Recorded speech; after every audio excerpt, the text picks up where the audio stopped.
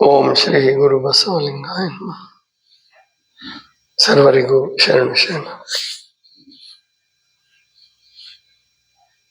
3 ಸಂಖ್ಯೆ ಕೆಲವರಿಗೆ ಅಪಶಕುನ, ಅಂದ್ರೆ ಈ ಬೆಸ ಅಥವಾ ವಿಷಮ ಅಂತ ಹೇಳಿ. ಆದ್ರೆ 3ರ ಮಹತ್ವ ಬಹಳ ಇದೆ. ಅಂದ್ರೆ ಈ ಜಗತ್ತು ನಡಿಬೇಕಾದ್ರೆ 3 ತತ್ವಗಳ ಆಧಾರದ ಮೇಲೆ ನಡೀತಾ ಇದೆ ಜಗತ್ತು.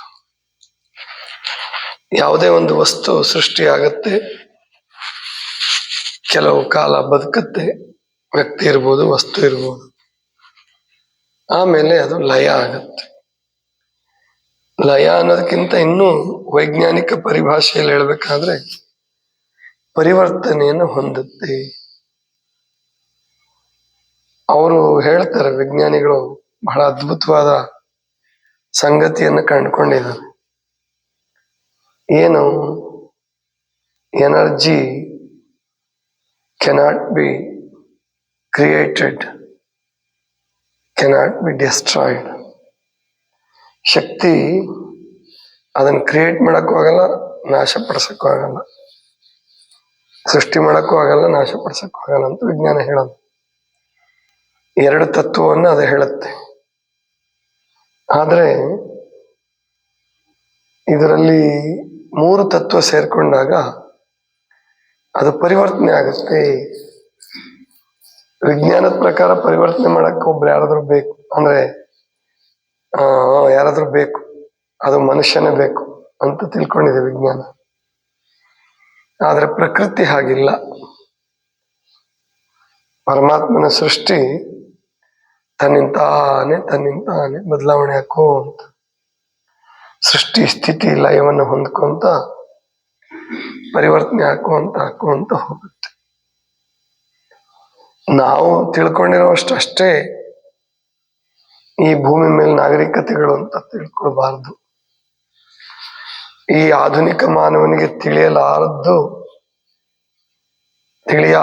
ನಾಗರಿಕತೆಗಳು, ತಿಳಿಯಲಾರದ ಧರ್ಮಗಳು ಇನ್ನು ಎಷ್ಟೋ ಆಗಿ ಹೋಗಿರಬಹುದು ಈ ಭೂಮಿ ಮೇಲೆ.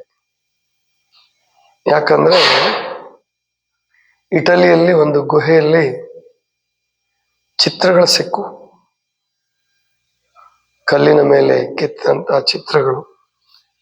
ಅಂದ್ರೆ ನಮ್ಮ ಅಜಂತ ಎಲ್ಲವರ ಚಿತ್ರಗಳೇನಿದಾವಲ್ಲ, ಹಾಗೆ ಕಲ್ಲಿನ ಗುಹೆಯಲ್ಲಿ ಸಿಕ್ಕು. ಅದರ ಅಂದಾಜು ಮಾಡಿದ್ರು ಎಷ್ಟು ಹಳೇದಿರಬಹುದು. ಬೇರೆ ಬೇರೆ ಮಾಧ್ಯಮಗಳನ್ನು ಬಳಸ್ಕೊಂಡು ಅದರಲ್ಲೂ ವಿಶೇಷವಾಗಿ ವೈಜ್ಞಾನಿಕವಾಗಿ ಮಾಡ್ತಾರೆ. ಅದು ಪ್ರಾಮಾಣಿಕವಾಗಿದ್ರೆ ಬಹಳ ಒಳ್ಳೆಯದು.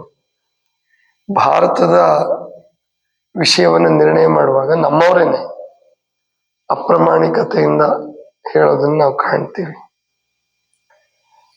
ಸಿಂಧೂ ಬಯಲಿನ ನಾಗರಿಕತೆ ಸುಮಾರು 25-30 ವರ್ಷ, 1000 ವರ್ಷಗಳ ಹಿಂದಿಂದು ಅಂತ ಹೇಳಿ ಪಾಶ್ಚಿಮಾತ್ಯ ಇತಿಹಾಸಜ್ಞರು ಹೇಳಿದ್ರೆ, ನಮ್ಮವರು ಬರೆಯೋದು ಒಂದು 10,000 ವರ್ಷ, 5,000 ವರ್ಷ, 10,000 ವರ್ಷ ಹಿಂದಕ್ಕೆ ಹೋಗ್ತಾರೆ ಅಷ್ಟೇ. ಅಂದ್ರೆ ಉದ್ದೇಶಪೂರ್ವಕವಾಗಿ ಗೊತ್ತಿದ್ರು ಕೂಡ. ಆದ್ರೆ ವಿಜ್ಞಾನ ಹಾಗೆ ಮಾಡಬಾರ್ದು. ವಿಜ್ಞಾನ ಡಿಕೋಡಿಂಗ್ ಮಾಡುವಾಗ ಪ್ರಾಮಾಣಿಕವಾಗಿರ್ಬೇಕು. ಇಟಲಿಯ ಆ ಗುಹೆಯ ಚಿತ್ರಗಳನ್ನ ಹಾಗೆ ವೈಜ್ಞಾನಿಕವಾಗಿ ಅದರ ಕಾಲವನ್ನು ಅಳೆದಾಗ ಸುಮಾರು 20,000 ವರ್ಷಗಳ ಹಿಂದೆ ನಾವು ಅಂತ ಗೊತ್ತಾಯ್ತು. 20,000 ವರ್ಷಗಳ ಹಿಂದೆ ಅಷ್ಟು ಚೆನ್ನಾಗಿ ಚಿತ್ರಗಳನ್ನ ಗುಹೆಯ ಗೋಡೆಗಳ ಮೇಲೆ ಅಥವಾ ಛಾವಣಿ ಮೇಲೆ ಬಿಡಿಸುವಂತಹ ತಂತ್ರಜ್ಞಾನ ಬೆಳೆದಿತ್ತು ಅಂದ್ರೆ ಆ ನಾಗರಿಕತೆ ಎಷ್ಟು ವಿಕಾಸ ಆಗಿರಬಹುದು. ಅದನ್ನ ಇನ್ನೂ ಒಂದು ನಾಗರಿಕತೆ ಅಂತ ಒಪ್ಕೊಂಡಿಲ್ಲ ಚೀನಾದ, ಇಟಲಿದು. ರೋಮ್ ನಾಗರಿಕತೆ ಇಟಲಿನಲ್ಲೇ ಆಗಿರೋದು. ರೋಮ್ ನಾಗರಿಕತೆನ ಬಹಳ ಅಂದ್ರೆ ಒಂದು 3,000 ವರ್ಷಕ್ಕೆ 4,000 ವರ್ಷಕ್ಕೆ ಅಷ್ಟೇ ಹಿಂದಕ್ಕೆ ತಗೊಂಡು ಹೋಗ್ತಾರೆ. ಆದ್ರೆ ಇಟಲಿಯ ಚಿತ್ರಗಳು ಹೇಳ್ತಾ ಇರೋದು ಸುಮಾರು 20,000 ವರ್ಷಗಳಿಗಿಂತ ಹಳೆಯವಿರಬಹುದು ಅಂತ ಹೇಳಿ. ಅಂದ್ರೆ ಈ ಭೂಮಿ ಮೇಲೆ ಮನುಷ್ಯ ತಿಳ್ಕೊಂಡಷ್ಟೇ ನಾಗರಿಕತೆಗಳು, ಧರ್ಮಗಳು, ಜನಾಂಗಗಳು ಸೃಷ್ಟಿ ಆಗಿಲ್ಲ. ಈ ಪ್ರಕೃತಿಗಿಂತ ಅದ್ಭುತ ಶಕ್ತಿ ಇದೆ. ಸಂಪೂರ್ಣವಾಗಿ ನಾಶ ಮಾಡಿ ಮತ್ತೆ ಹೊಸದಾಗಿ ಪೂರ್ಣವಾಗಿ ಕಟ್ಟುವ ಸಾಮರ್ಥ್ಯ ಪ್ರಕೃತಿಗಿದೆ, ಪರಮಾತ್ಮನಿಗಿದೆ. ಆದ್ರಿಂದ ಈ ಸೃಷ್ಟಿ ಸ್ಥಿತಿ ಲಯಕ್ಕೆ ಮಾನವನ ಮಾಧ್ಯಮ ಅಥವಾ ಮಾನವ ಅದರ ತಲೆ ಹಾಕುವ ಅಗತ್ಯ ಪ್ರಕೃತಿಯನ್ನು ಇಟ್ಕೊಂಡಿಲ್ಲ. ನೀನ್ ಬೇಕಾದಂಗೆ ಮಾಡು, ನಿನ್ನ ಏನು ತಪ್ಪುಗಳಿಂದನೇ ಲಯ ಮಾಡ್ತೀನಿ ಅಂತ ಹೇಳುತ್ತೆ. ನಿನ್ನ ತಪ್ಪುಗಳಿಂದನೇ ನಿನ್ನನ್ನು ಮುಗಿಸ್ತೀನಿ, ಏನ್ ಮಾಡ್ತೀಯ ಮಾಡು. ಅಥವಾ ನೀನ್ ತಪ್ಪೇ ಮಾಡದೆ ಸರಿಯಾಗೇ ಇದ್ದೆ ಅಂತ ಇಟ್ಕೋ, ಬಹಳ ಸರಿಯಾಗಿದ್ದೆ, ಬಹಳ ಸರಿಯಾಗಿದ್ರು ಮುಗಿಸೋದು ನನಗೆ ಗೊತ್ತಿದೆ ಅಂತ ಹೇಳ್ಬೇಕು. ಅಂದ್ರೆ ಏನೂ ತಪ್ಪು ಮಾಡ್ಲಾರ್ದೆ ಕಷ್ಟಪಟ್ಟು ಧರ್ಮದ ಆಧಾರದ ಮೇಲೆ ಕಟ್ಟಿದ ಕಲ್ಯಾಣ, 36 ವರ್ಷ ಬದುಕಿದ ಕಲ್ಯಾಣ, ಕೆಲವೇ ತಿಂಗಳುಗಳಲ್ಲಿ ಅಲ್ಲಿ ಅದರ ಆ ಕುರುಹುಗಳು, ಅಂದ್ರೆ ಇಷ್ಟು ಚೆನ್ನಾಗಿತ್ತು ಕಲ್ಯಾಣ, ಇಷ್ಟು ಭವ್ಯವಾಗಿ ಕಟ್ಟಿದ್ರು ನಂಬಕ್ ಸಾಧ್ಯ ಇಲ್ಲದಷ್ಟು ಮಟ್ಟಿಗೆ ಹಾಳಾಗ್ಬಿಡ್ತು, ಹಾಳು ಮಾಡಿದ್ರು. ಅಂದ್ರೆ ಪ್ರಕೃತಿ ವಿಚಿತ್ರವಾಗಿದೆ. ಈ ಲಯದ ಪ್ರಕ್ರಿಯೆಯನ್ನ ಯಾರಿಂದ ಯಾವಾಗ ಹೇಗೆ ಮಾಡಿಸುತ್ತೆ ಅಂತ ಹೇಳಕ್ಕೆ ಸಾಧ್ಯವಿಲ್ಲ. ಒಟ್ಟಾರೆ ಸೃಷ್ಟಿ ಸ್ಥಿತಿ ಲಯ ಅನ್ನುವಂತಹದ್ದು 3 ತತ್ವಗಳು, 3 ಅವಸ್ಥೆಗಳು ಸೃಷ್ಟಿ. ಹಾಗೆ ನಮ್ಮ ಜೀವನದಲ್ಲೂ ನಿಮಗೆಲ್ಲ ಗೊತ್ತಿದೆ, ಬಾಲ್ಯ, ಯೌವನ, ಮುಪ್ಪು, ಅದು ಕೂಡ 3 ತತ್ವಗಳು ಎಲ್ಲ ಕಡೆ ಕೆಲಸ ಮಾಡುತ್ತೆ. ನಮ್ಮಲ್ಲಿ ಶರಣರಲ್ಲಿ ಟ್ರಿನಿಟಿ ಅಂತ ಕರೀತಾರೆ. ಟ್ರಿನಿಟಿ ಅಲ್ಲ, 3 ತತ್ವಗಳು, ಗುರು, ಲಿಂಗ, ಜಂಗಮ. ಈ ಕ್ರಿಶ್ಚಿಯನ್ರಲ್ಲಿ ಟ್ರಿನಿಟಿ ಅಂತ ಕರೀತಾರೆ. ಅಂದ್ರೆ ಯೇಸು ಕ್ರಿಸ್ತ ಗುರು, ಆಮೇಲೆ ಪರಮಾತ್ಮ ಅಂತ ಕಾಣುತ್ತೆ ಅಥವಾ ಗಾಡ್, ಮತ್ತೆ ಹೋಲಿ ಸೋಲ್ಸ್, ಸೈಂಟ್ಸ್ ಅಂತ ಕರೀತಾರೆ.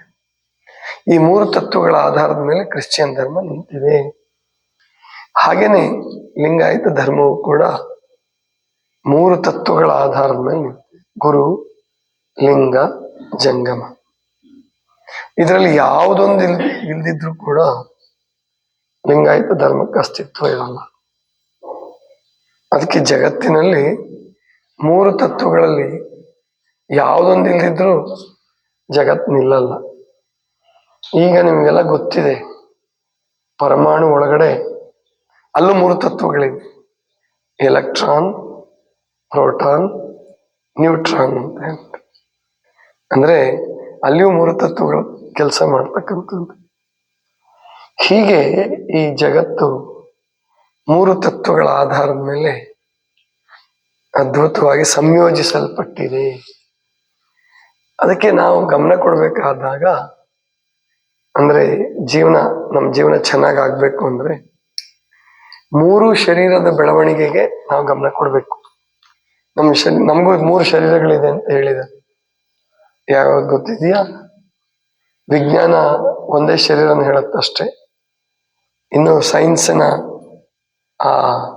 ಏನದು, ಯಾವುದೇ ಸ್ಕೋಪ್ಗೆ ಸೂಕ್ಷ್ಮ ಶರೀರ, ಕಾರಣ ಶರೀರ ಸಿಕ್ಕಿಲ್ಲ.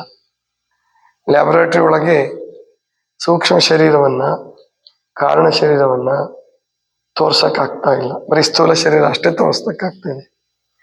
ಎಕ್ಸ್ರೇ ಇರಲಿ, ಸ್ಕ್ಯಾನಿಂಗ್ ಇರಲಿ, ಇವೆಲ್ಲವೂ ಸ್ಥೂಲ ಶರೀರದ ಭಾಗಗಳನ್ನಷ್ಟೇ ತೋರಿಸ್ತಾವೆ. ಸೂಕ್ಷ್ಮ ಶರೀರವಾದಂತಹ ಮನ, ಬುದ್ಧಿ, ಚಿತ್ತ ಅಹಂಕಾರಗಳನ್ನ, ಇಂದ್ರಿಯಗಳ ಶಕ್ತಿಯನ್ನ ಇನ್ನು ಅವರು ಸೂಕ್ಷ್ಮ ಶರೀರ ಅಂತ ಒಪ್ಕೊಳ್ಳೋಕೆ ತಯಾರಿಲ್ಲ, ಒಪ್ಕೊಂಡಿಲ್ಲ ವಿಜ್ಞಾನ. ಆದರೆ ಅಧ್ಯಾತ್ಮ ಜ್ಞಾನ, ಸ್ಪಿರಿಚುವಲ್ ನಾಲೆಡ್ಜ್, ಅವರಿಗೆ 3 ಶರೀರಗಳು ಅವ್ರು ಗುರುತಿಸೋದು: ಸ್ಥೂಲ, ಸೂಕ್ಷ್ಮ ಮತ್ತು ಕಾರಣ. ಸ್ಥೂಲ ಶರೀರದ ಕಲ್ಪನೆ ನಿಮಗೆಲ್ಲ ಬರ್ತದೆ. ಯಾವುದು ಕಣ್ಣಿಗೆ ಕಾಣಿಸ್ತದೋ, ಯಾವುದು ಕೈಗೆ ಸಿಗ್ತದೋ, ಯಾವುದು ಶಬ್ದಕ್ಕೆ ವೇದ್ಯವಾಗುತ್ತೋ ಅದನ್ನ ಸ್ಥೂಲ ಶರೀರ ಅಂತ ಕರೀಬಹುದು. ಈ ಸ್ಥೂಲ ಶರೀರದ ಶಕ್ತಿ ಇದೆಯಲ್ಲ, ಅದನ್ನು ಸೂಕ್ಷ್ಮ ಶರೀರ ಅಂತ ಕರೀತಾರೆ. ಈ ಕಿವಿ ಹೊರಗಡೆ ಮುಟ್ಟಕ್ಕೆ ಸಿಗುವ ಕಿವಿ ಬೇರೆ, ಆ ಕಿವಿಯ ಕೇಳುವ ಸಾಮರ್ಥ್ಯ ಇದೆಯಲ್ಲ ಅದು ಬೇರೆ.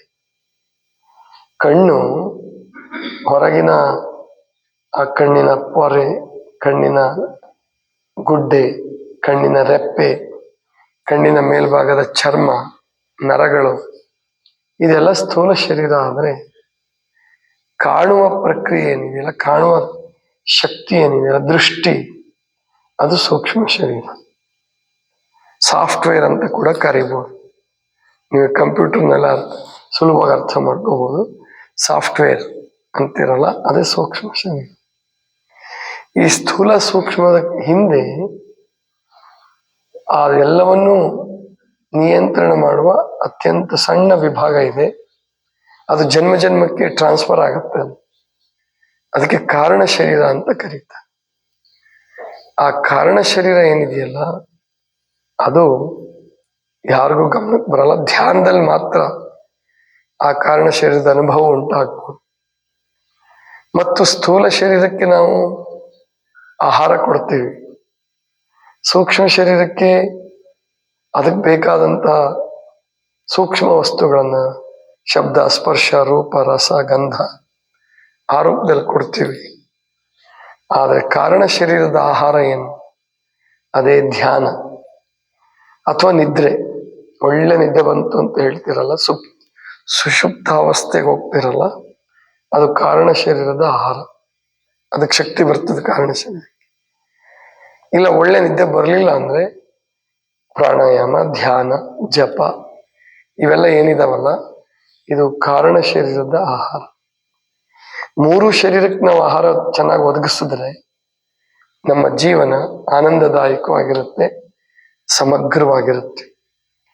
ಇವತ್ತು ನಿಮಗೆ ಆಧುನಿಕ ಕಾಲ ವ್ಯವಸ್ಥೆ ನಿಮಗೆ ಸ್ಥೂಲ ಶರೀರಕ್ಕೆ ಆಹಾರ ಚೆನ್ನಾಗಿ ಕೊಡ್ತಾ ಇದೆ. ಸಂಬಳ, 7th pay commission, 8th pay commission, ಇದೆಲ್ಲ ಸ್ಥೂಲ ಶರೀರದಷ್ಟೇ. ಇನ್ನು ಸಿನಿಮಾ, ಟಿವಿ, ಸೋಷಿಯಲ್ ಮೀಡಿಯಾ ಇದು ಸೂಕ್ಷ್ಮ ಶರೀರದ ಆಹಾರ. ಅದು ಒಳ್ಳೆ ಆಹಾರ ಅಲ್ಲ, ಕೆಟ್ಟ ಆಹಾರನೇ ಜಾಸ್ತಿ ಕೊಡುತ್ತೆ, ಕೆರಳಿಸುವಂಥದ್ದು. ಇನ್ನು ಕಾರಣ ಶರೀರಕ್ಕೆ ಆಹಾರ ಕೊಡೋದನ್ನ ಇವು ಯಾವ ಹೇಳೇ ಕೊಟ್ಟಿಲ್ಲ. ಆದ್ರಿಂದನೇ ಹುಚ್ಚ ಆಸ್ಪತ್ರೆಗಳು ಜಾಸ್ತಿ ಆಗ್ತಿರೋದು. ಆದ್ರಿಂದನೇ ಟೆನ್ಷನ್, ಸ್ಟ್ರೆಸ್ ಇದೆಲ್ಲ ಉಂಟಾಗ್ತಿರೋದು. ಈ 3 ಶರೀರಕ್ಕೆ ಆಹಾರ ಕೊಡೋದನ್ನ ಕಲಿಸೋದೇ ನಮ್ಮ ಈ ಚಿಕಿತ್ಸಾಲಯದ ಉದ್ದೇಶ, ಚಿಕಿತ್ಸೆಯ ಗುರಿ. ಇದಿಷ್ಟು ಇವತ್ತಿನ ಚಿಂತನ. ಸರ್ವರಿಗೂ ಶರಣ ಶರಣ.